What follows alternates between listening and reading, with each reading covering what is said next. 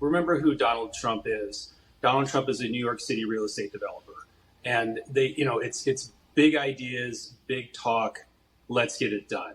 The relationship between President Trump and Prime Minister Netanyahu is very strong. They've been close. And remember, there was a 4-year period between the Trump first term and the Trump second term. So they've had a long-standing relationship.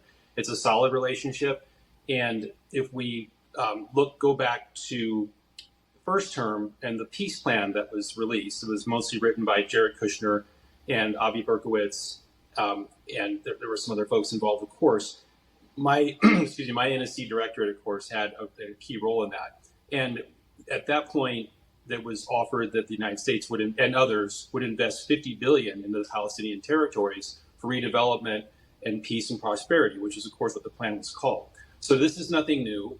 The President Trump saying it in the fashion he said it is nothing new.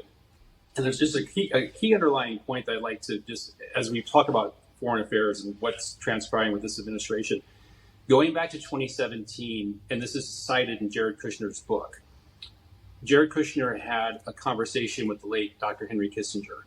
And Dr. Kissinger told Jared that in an administration, foreign policy is run out of the White House, not the State Department.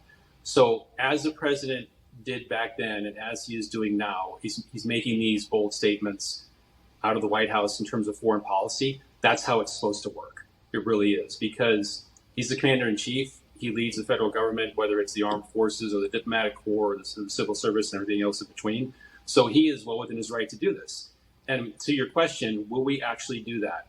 No. The intention, and I say that very bluntly because the intention is to have Gaza be peaceful and prosperous. And that's going to take a lot of foreign investment, and not just in the United States.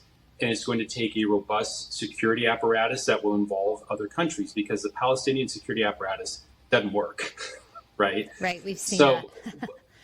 Absolutely, we've seen that. And it's not just the Gaza Strip. I mean, look, when I was on the National Security Council staff, we refer to the Gaza Strip as an open-air prison.